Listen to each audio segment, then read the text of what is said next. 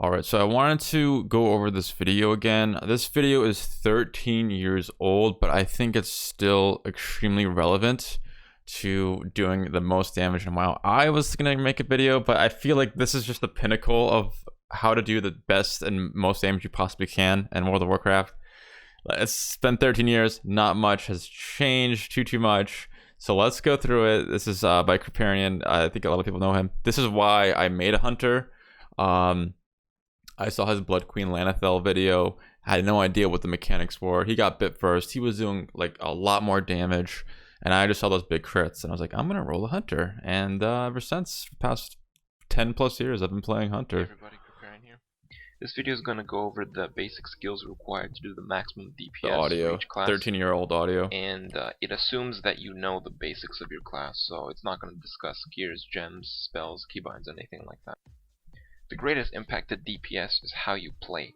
It's not really gear or talents or anything like that. That is still true to this day. When I first started playing my hunter, I was beating other hunters by a long shot with 10 eye level lower than them. Yes, gear I think is more important, a little bit more important now than it was back then, especially like for a hunter. Like a weapon is really important.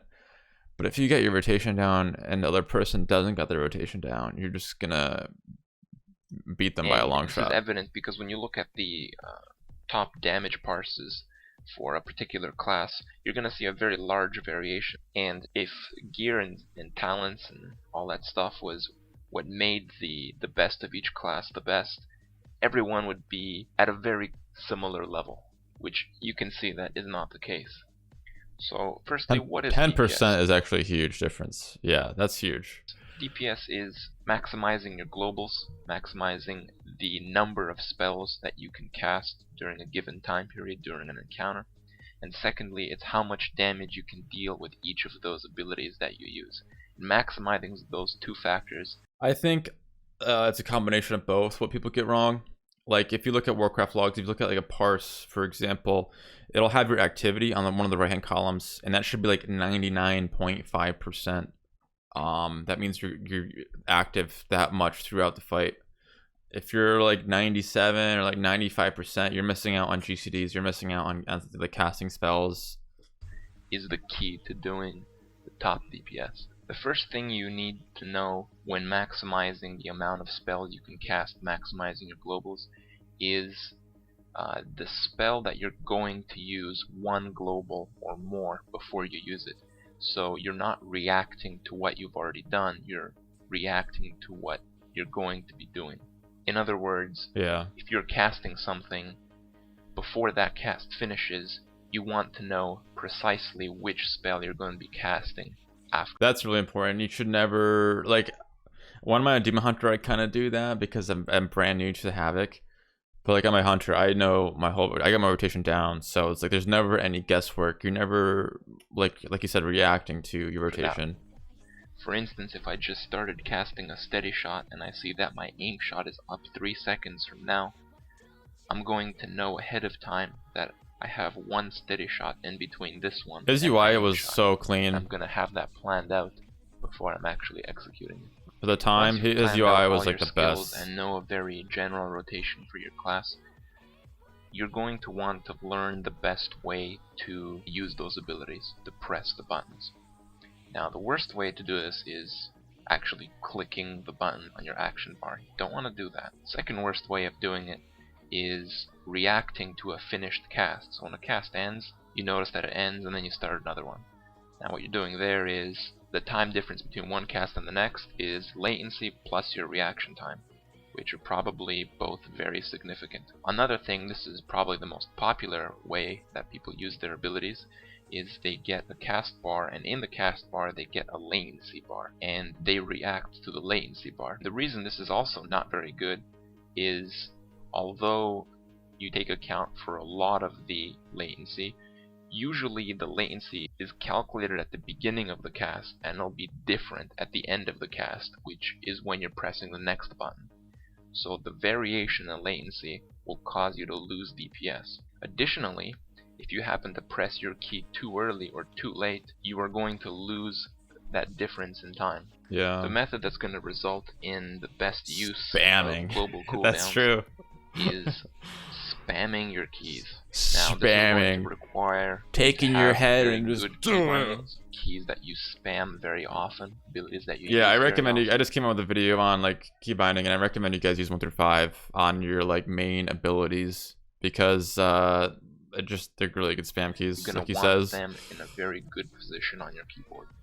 A lot of people use keyboards that have macros, which will allow you to spam a key when you're holding it down.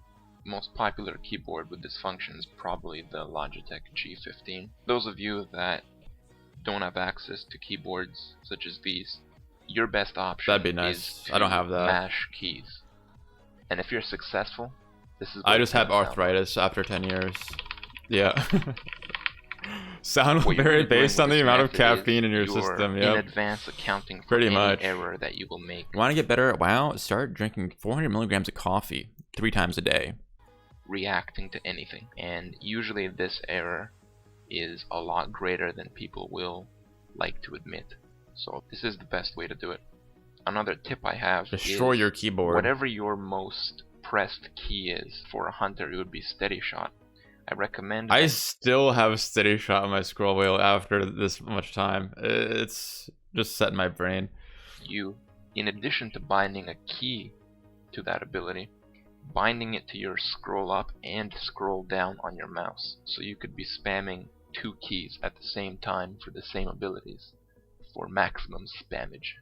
The next thing that's going to help you make better use out of your spells is planning your movement. In a fight, you're going to have to move. That's just the reality in any fight that has Yeah, any. like for example, on Council and Vault of the Incarnates, before Sparks come out, I have had a lot of bad experiences being near those pillars. Because if you're near those pillars, people run on top of you to get their spark cleared. So now after a few pulls, I move away from the pillars. Therefore, if I don't get spark, I don't have to move at all. Kind of mechanic in it. This is especially important as a ranged DPS, specifically casters. You need to, like, positioning is so crucial. You're gonna have to move your character, and you need to have something that you're going to be doing when you're moving. Some kind of instant cast or any ability that will either do damage or help you do damage later in the fight.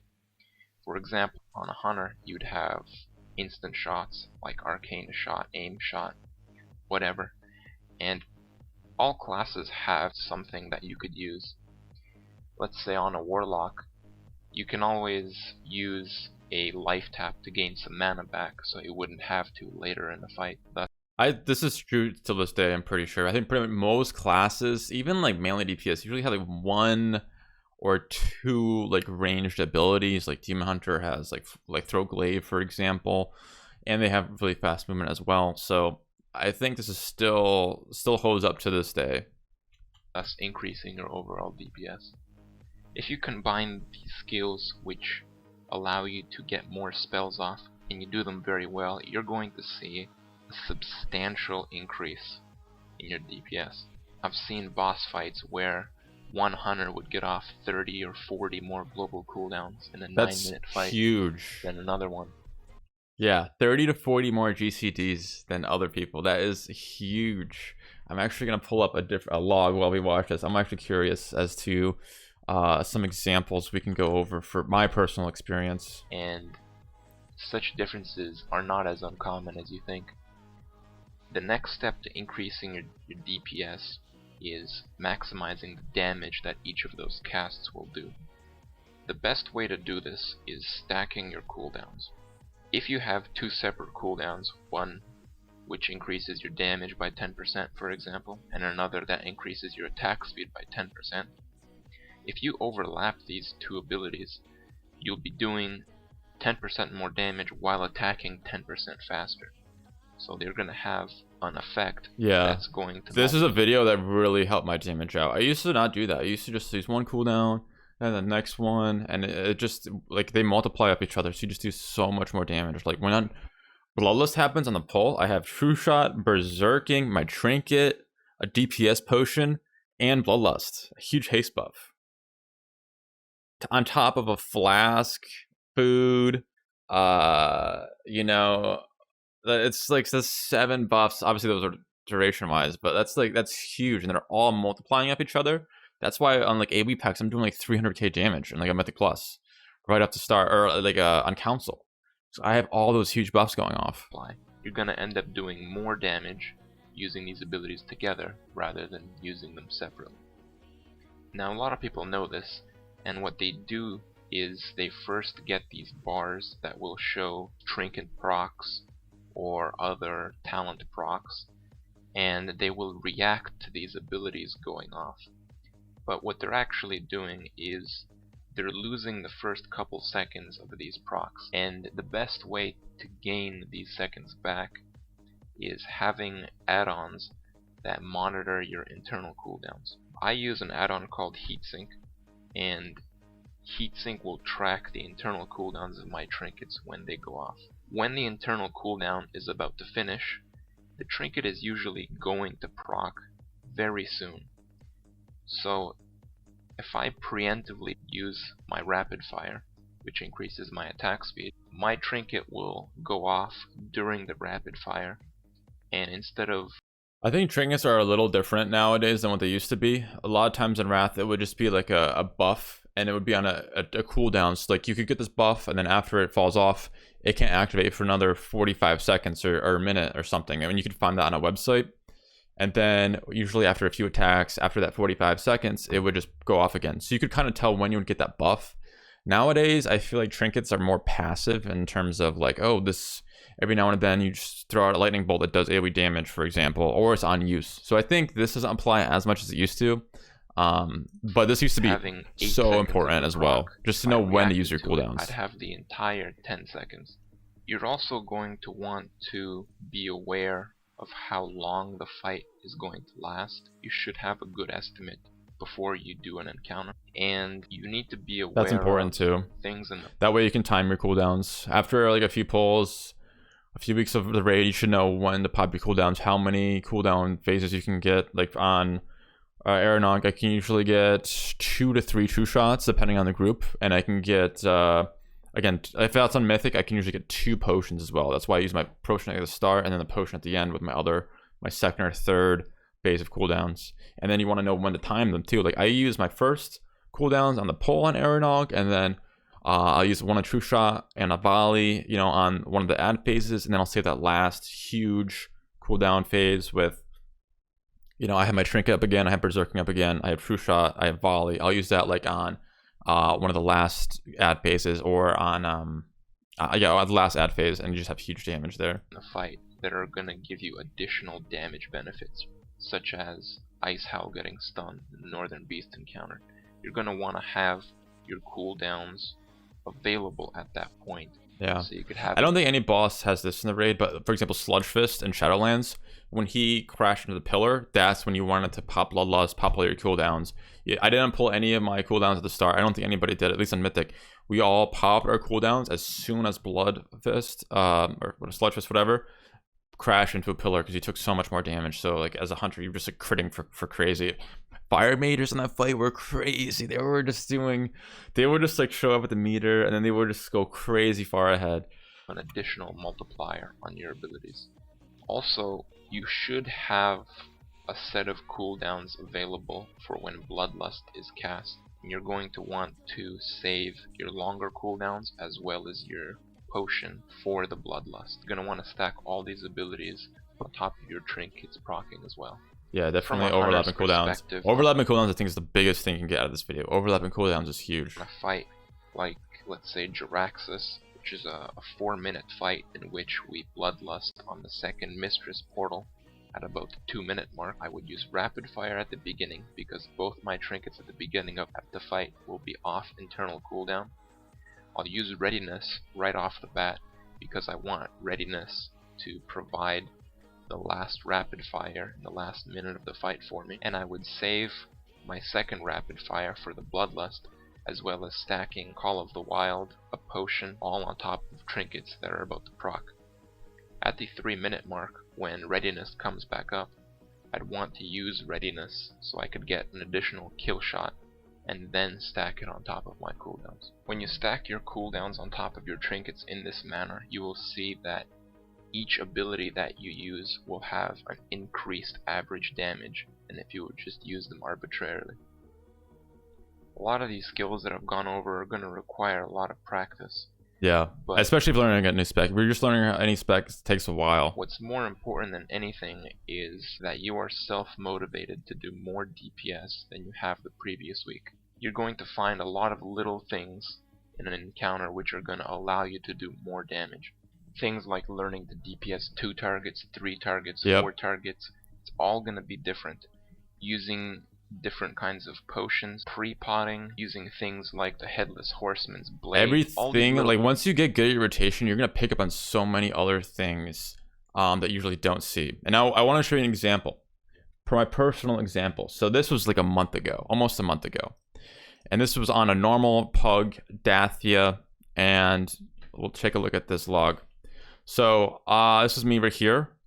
And I did 99% parse from my eye level. This other hunter has 11 eye levels on me, and I'm doing what, like 6.4k damage more than him, and his parse was 36 for his eye level.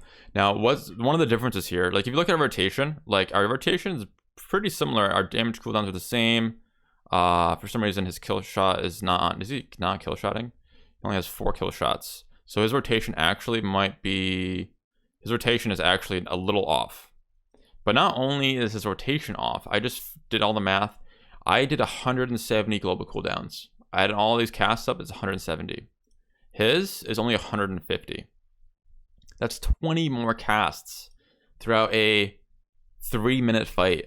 That is huge. That is huge.